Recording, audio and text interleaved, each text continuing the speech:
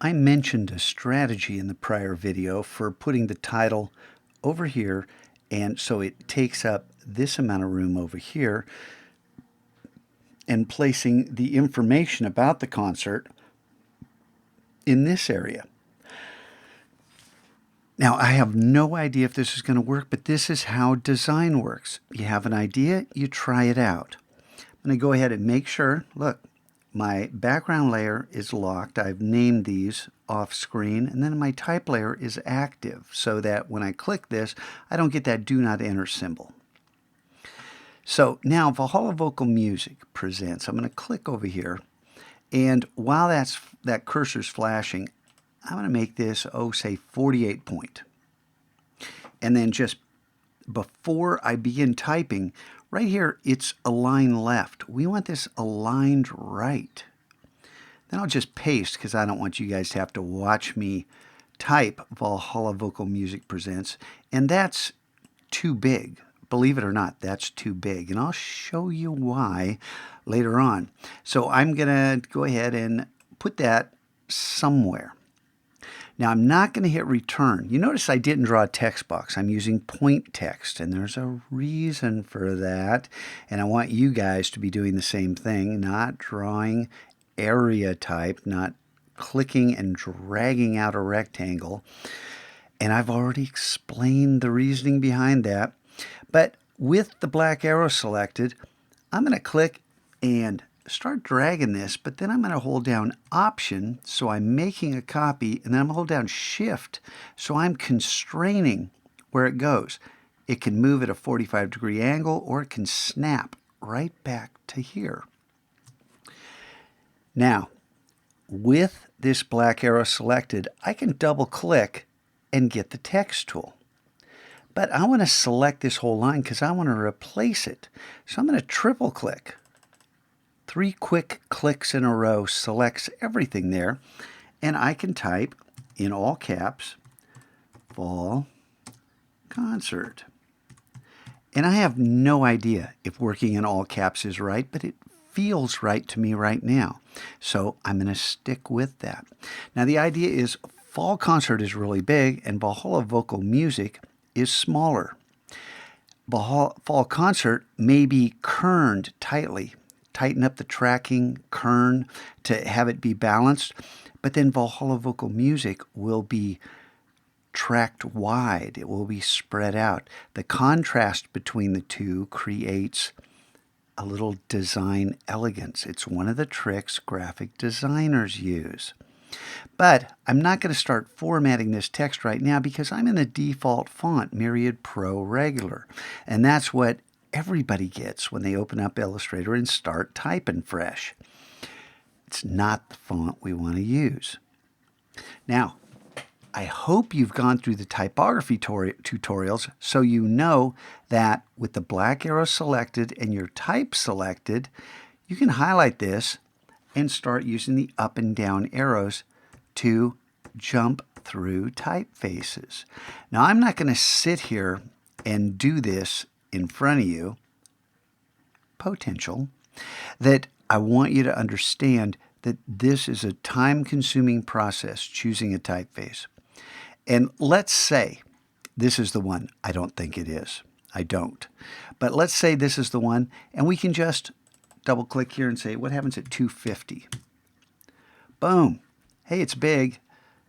I'm going to drag it. Am I going to hold down Shift to constrain my angle?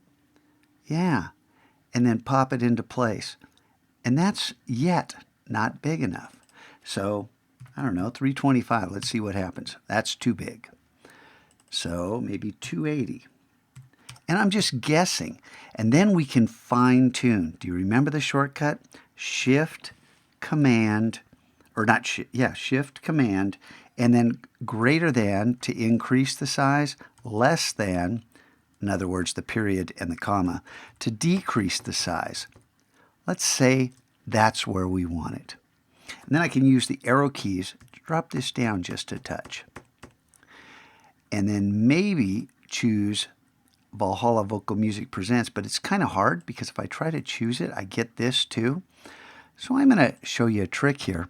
With this selected, I'm going to right-click on it on the text, not in between it. Did you see? I was on the black, right-click on it, and say Arrange, Send to Back.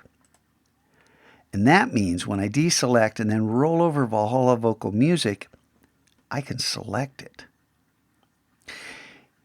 And then, notice this is 48 and I think it's too big. I'll show you another trick. How do we get this same typeface? I forgot what was that typeface. Well, here's kind of a cool trick. You get the eyedropper, and this isn't in a single column, so I don't know where anything is, and the eyedropper, and just click on this, and it jumps to the same size and the same font. But remember 48 was too big? What happens if we choose 30? Well, that's a little small, huh? So right now, Shift, Command, greater than. And I'm going to make that a little bigger. And then what happens if I hold down Option and the right arrow to track this out? And again, I'm not saying this is the right font, but all of a sudden, we've got something that's kind of cool. And why did that turn gray? I have no idea. I'm going to double click on that.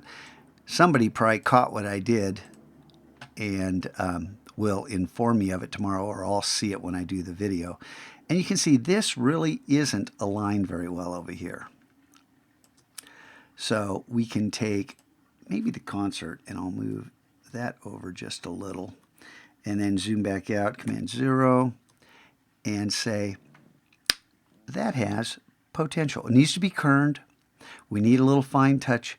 I don't think this is the font I'm going to use, but just for discussion.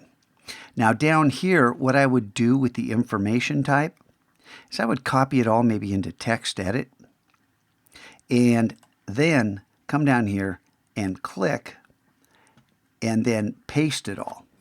But if you didn't, then I'll hold down caps, and let's just say that's where, ooh, and look what happened. I didn't change. This is a line left. I didn't change that. So I can select it and click on a line left, then double click here and come out to the end and hit return, and type something else and hit return. And the idea here is we have our information. It's small and it's all arranged so that we don't piece it together in a bunch of little chunks. And the last thing that happens is, of course, the longest line, which is, hey, more information can be found at valhallamusic.com or whatever.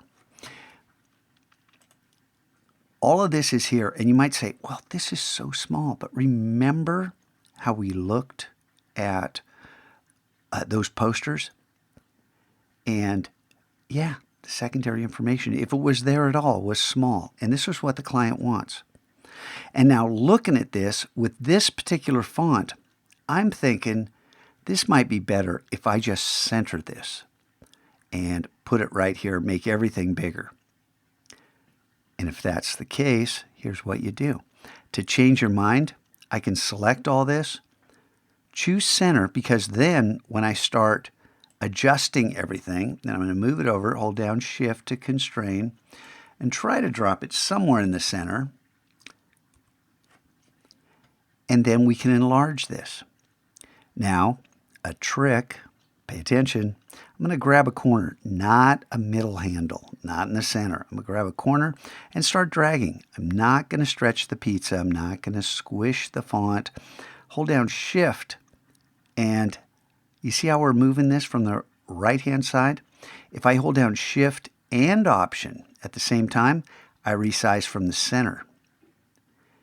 And now, maybe this is a better design. And I'll tell you one thing I haven't shown you yet. I'm going to go ahead and make that 2. It's if I pull out the rulers, Command R, we need a guide that says, hey, I think this text up here and this text down here should align, should be on the same distance from the edge of the poster. That creates continuity. And then, hey, because this is centered, shouldn't there be another guide over here, the same distance? And this guide, if it's selected, View, Guides, make sure they're not locked. It's not checked, so they're not locked. So I can click here and select it. Then under Transform, I can see exactly where it is, the X and Y. So it's over 1/2 inch. What if I put 0.5? That guide's exactly 0.5. I can drag out this guide and drop it. Remember, our poster's 13 inches wide?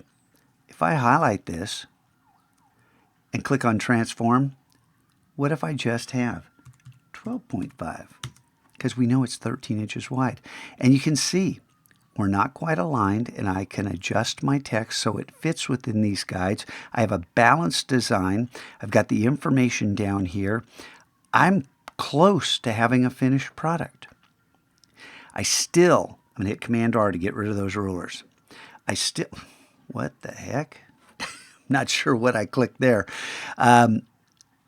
Command R to get rid of those rulers. There we go. That was weird. And then Command semicolon can hide those guides and bring them back. But if you don't know what that is, it's under View, under Guides, Show Guides, right there. I actually forgot this today and was reminded when I said, hey, just look right there and you'll find it. There's some design tips to help you get rolling with your fall concert poster. And I'll tell you right now, I don't think this font works. So don't say, I'm going to find this font and use it. I don't think it works. Upper and lowercase, I'm not sure on this. Go ahead. There's no exact right or wrong answers, but there are millions and millions of wrong answers and hundreds of right answers. So take some time, have some fun, and remember the deadline's Friday, so you can't take too much time. Get to work.